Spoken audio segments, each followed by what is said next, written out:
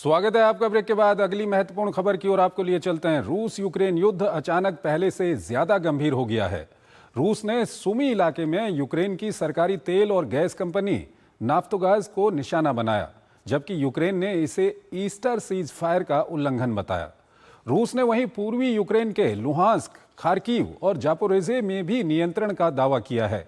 इस बीच ओडेसा में रूसी हवाई हमले और ब्रियांस्क में मिसाइल फैक्ट्री पर हमले की खबरें आई हैं। आइए आपको ताजा घटनाक्रम से जुड़ी एक रिपोर्ट दिखाते हैं और फिर इस पर अपने विशेषज्ञ मेहमान से हम चर्चा करेंगे। दुनिया में पहले से गहराए ऊर्जा संकट के बीच रूस और यूक्रेन संघर्ष में ऊर्जा ठिकानों को लगातार निशाना बनाया जा रहा है। अपने ताजा अभियान में रूस ने सुमी इलाके में यूक्रेन की सरकारी तेल और गैस कंपनी नाफ्टोगाज पर हमला किया है, जिसमें व्यापक नुकसान होने की खबर है। वहीं रूस ने भी उफा शहर में तेल रिफाइनरी के पास कई यूक्रेनी ड्रोन मार गिराने का दावा किया है। हालांकि राष्ट्रपति ज़ेलेंस्की ने आरोप लगाया कि रूस ने यूक्रेन के ईस्टर सीज़फायर के प्रस्ताव का जवाब यूक्रेनी ऊर्जा ठिकानों पर और हमले करके दिया है। यूक्रेन ईस्टर के दौरान एक दूसरे के ऊर्जा समेत अन्य अहम ठिकानों पर हमला न करने का प्रस्ताव दिया था। वहीं रूस का कहना है कि इस प्रस्ताव के बहाने रूस अपनी सैन्य तैयारी को संगठित और मजबूत करना चाहता है। इससे पहले राष्ट्रपति ज़ेलेंस्की ने बताया था कि सहयोगी देशों ने वैश्विक ईंधन संकट के चलते यूक्रेन से रूस की ऊर्जा इंफ्रा पर हमले कम करने की बात कही थी। हालांकि ज़ेलेंस्की का कहना है कि ये हमले तभी रुकेंगे जब रूस यूक्रेनी ठिकानों को निशाना बनाना बंद कर देगा। वहीं रूसी रक्षा मंत्रालय के मुताबिक स्ट्रेटेजिक मिसाइल फोर्स ने साइबेरिया में अभ्यास किया है, जिसमें परमाणु हथियार ले जाने में सक्षम Yars intercontinental ballistic missile भी शामिल थी। दूसरी तरफ रूस ने पूर्वी यूक्रेन में लुहांस्क क्षेत्र पर पूर्ण नियंत्रण का दावा किया है। रूसी बयान में कहा गया है कि लुहांस्क की स्वतंत्रता का काम पूरा हो गया है। इसके अलावा रूस ने खार्किव और ज़पोरिजिया में भी 2 इलाकों पर नियंत्रण की बात कही है। साथ ही क्रेमलिन ने बुधवार को यूक्रेनी सेना से पूरा डोनेट्स्क खाली करने की भी मांग की है। वहीं दोनों तरफ से कई ठिकानों पर अभी भी भीषण हमले जारी हैं। यूक्रेनी अधिकारियों ने बताया कि गुरुवार सुबह यूक्रेन के ओडिशा में एक बंदरगाह पर रूसी हवाई हमला हुआ, जिससे कई शिपिंग कंटेनर में आग लग गई। दूसरी तरफ यूक्रेन ने ब्रियांस्क क्षेत्र में रूसी मिसाइल पुर्जों की फैक्ट्री पर हमले की बात कही है। इससे पहले बुधवार को रूसी सेना का एक परिवहन विमान क्रैश होने से करीब चालक दल के अलावा 29 लोगों की मौत हो गई थी।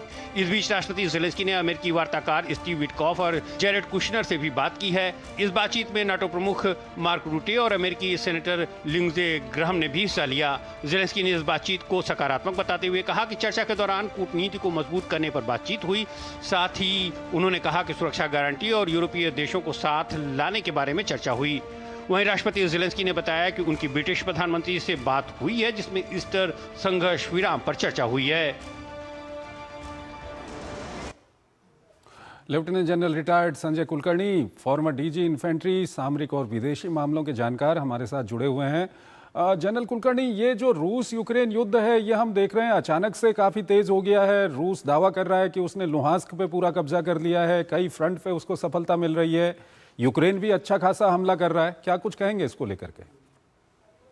देखिएगा, वक्त मिला है सबको, पूरी सबकी निगाहें ईरान की तरफ थी। तो लग रहा था शायद रूस और यूक्रेन के बीच में शायद ठंडापन है, ईस्टर है। लेकिन जिस प्रकार से बार बार वहां से भी सुनने को मिल रहा है कि नेटो को लेकर के हो सकता है यूएसए अपना पलड़ा बाहर कर ले, तो ऐसे हालात में मुझे लगता है रूस चाहता है कि इस वक्त अब जितना भी हो सके कम से कम लुहांस्क का एरिया हो, डोनेट्स्क का एरिया हो, जिसमें वैसे ही उनका 99% कब्जा था, वो चाहते हैं कि पूरे इलाके में।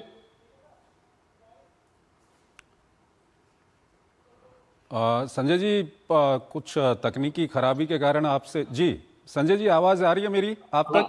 बिल्कुल, आपकी आवाज आ रही है। जी जी जी, मैं कह रहा था कि लुहांस्क और डोनेट्स्क को लेकर के जिस प्रकार से लगातार 99% भाग रूस के पास था, अब वो चाहते थे कि कहीं ना कहीं नेटो से अगर पलड़ा छुड़वा लेते हैं अमेरिका, तो कहीं ना कहीं उसका फायदा रूस को ही होगा, क्योंकि मकसद तो नेटो ही था और नेटो का एक्सपेंशन था, जिसको लेकर के ये लड़ाई शुरुआत हुई। तो ऐसे में हालात में, और जहां पे ज़ेलेंस्की है बहती गंगा में हाथ धोने की कोशिश कर रहे हैं, वो सोचते हैं कि एंटी ड्रोन उधर भी जाकर के देंगे अरब कंट्रीज को। तो ये इस सब माहौल को देखते हुए कहीं ना कहीं रूस चाहता है कि जल्दी से जल्दी वो भी लड़ाई समाप्त करे। 5वें साल में लड़ाई जा रही है, तो वो भी नहीं चाहते लड़ाई खींची जाए, क्योंकि अब पूरे विश्व में रूस जैसा देश जो है, ईरान के साथ भी उनके संबंध अच्छे हैं, वहां पर भी रूस चाहता है कि लड़ाई जल्दी समाप्त हो। वो चाहता है यूक्रेन के साथ जो कम से कम 20% का भाग, जापोरिजिया हुआ, खार्किव हुआ, लुहांस्क हुआ,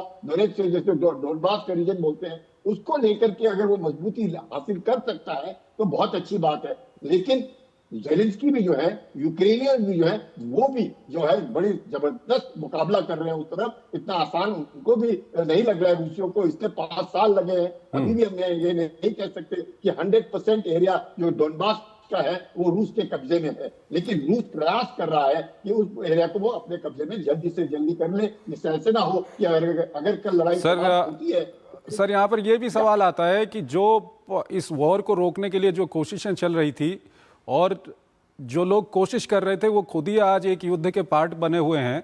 ऐसे में ये युद्ध को रोकने की जो कूटनीतिक कोशिशें थी वो कहीं खत्म हो गई हैं या अभी भी जारी हैं, उससे कुछ आशा की जा सकती है?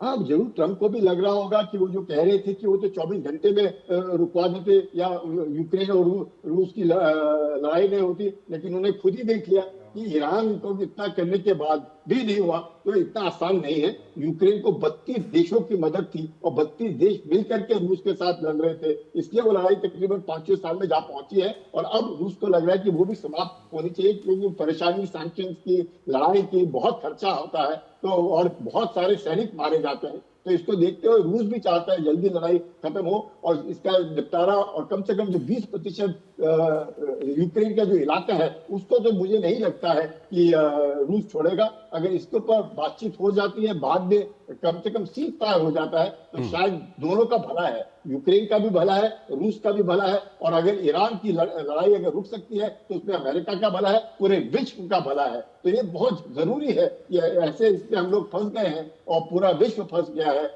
इन लड़ाइयों को रोकना निहायत जरूरी है। मुझे नहीं लगता है ऐसे देश जो इतने रईस देश सर, ये लड़ाइयां जो हैं ये आर्थिक मोर्चे पर लड़ी जा रही हैं, मिलिट्री का जो इक्विपमेंट है उसके मोर्चे पर लड़ी जा रही हैं।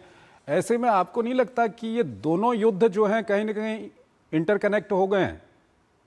बिल्कुल, ये देखिएगा, कोई भी है जो मिलिट्री सुप्रीमेसी दिखाने की जो कोशिश हो रही है, जिसके द्वारा इकोनॉमिक प्रॉस्पेरिटी का भी एक तरीके से दिखावा हो रहा है कि हम बहुत रईस देश है, हम बहुत मिलिटरीली बहुत स्ट्रांग हैं, लेकिन जमीन के ऊपर मनोबल को मद्देनजर रखते हुए मुझे नहीं लगता इंसान के सामने कोई भी आर्थिक व्यवस्था हो या कोई भी मिलिट्री सुप्रीमेसी हो जीत सकता है। आदमी एक ऐसी चीज है जिसके ऊपर अगर उसका मनोबल ऊंचा है, उसको अगर आप नहीं तोड़ सकते हैं तो सब कुछ हार माननी ही पड़ेगी और मनुष्य को ही उसकी जो है उसको मुझे लगता है जो विक्ट्री है वो उसको प्रदान करनी पड़ेगी। तो उस मद्देनजर मुझे लगता है कहीं ना कहीं जरूर ये है, चाहे आप मिलिट्री सुपीरियरिटी कहे, इकोनॉमिक प्रॉस्पेरिटी कहे, तो आदमी जो है उसको, चाहे आप आर्टिफिशियल इंटेलिजेंस ले आए, साइबर सिक्योरिटी कर ले, क्वांटम कंप्यूटिंग कर ले, पर आदमी आदमी है और उसके आज तक कोई बराबरी नहीं हो सकती है और उसका मनोबल गिराना बहुत बहुत कठिन होता है। और अगर देखा जाए तो बहुत आसान भी होता है और बहुत कठिन। अगर ठान ले कि मेरे को कोई नहीं तोड़ सकता है, सब कोई उसके सामने धरा का धरा खड़ा रहता है, वो ईरान ने साबित कर दिखाया है इस युद्ध में। और यूक्रेन और रूस की लड़ाई में भी हम देखते हैं किस प्रकार से यूक्रेन के सैनिक लगातार 5वें साल से भी लड़ रहे हैं, रूस के सैनिक किस प्रकार से लगातार लड़ रहे हैं, और बिल्कुल आईबॉल टू आईबॉल कन्फ्रंटेशन चल रहा है यूक्रेन और रूस के बीच में। तो कम से कम ईरान में तो कोई बूट्स ऑन ग्राउंड नहीं है, पर यहाँ पे तो बूट्स ऑन ग्राउंड नहीं है, आईबॉल टू आईबॉल कन्फ्रंटेशन है। उसके बावजूद भी देखते हैं कि जो सैनिक है उसका मनोबल तोड़ना बहुत कठिन होता है। और शायद यही कारण भी रहा होगा कि अमेरिका, जो अभी हम बात कर रहे थे कि कूटनीतिक हल ईरान वाले मामले में निकालने के लिए अगर रूस से बात करता है तो अमेरिका को थोड़ा सा ये घबराहट जरूर होगी कि कहीं रूस ईरान के मामले को आगे रख के जो यूक्रेन और रूस का युद्ध चल रहा है इसको लेकर के बार्गेनिंग ना करने लग जाए। सर, इसमें कोई शक नहीं है, लेकिन उसमें फायदा है। कितना भी हो, अमेरिका और रूस के अगर संबंध अच्छे होंगे, विश्व का फायदा है, विश्व को शांति बहाल होगी। तो उसमें हम लोगों ने बड़े इसमें देखना चाहिए कि कौन किसका फायदा होगा। हो सकता है कि वो 20% जो भाग है जिसको ईस्ट यूक्रेन करके कोई अलग देश घोषित कर दे, ईस्ट यूक्रेन और वेस्ट यूक्रेन, तो काफी कुछ फायदा हो सकता है। पर आपका जो कहना है चंद्रशेखर जी, रूस मध्यस्थता करने में ज्यादा सफल होगा बनस्पत बाकी कोई और देश। बहुत बहुत शुक्रिया सर आपका हमारे इस कार्यक्रम में जुड़ने के लिए और दोनों ही महत्वपूर्ण विषयों पर अपना महत्वपूर्ण विश्लेषण हमारे दर्शकों के साथ साझा करने के लिए। इसी के साथ अंतर्राष्ट्रीय खबरों के हमारे इस कार्यक्रम को हम यहीं पर समाप्त करते हैं, लेकिन जाते जाते आपको छोड़ जाते हैं आज की कुछ और महत्वपूर्ण और बड़ी अंतर्राष्ट्रीय खबरों के साथ। आप इन खबरों को देखिए और हमारी पूरी टीम को इजाजत दीजिए। नमस्कार।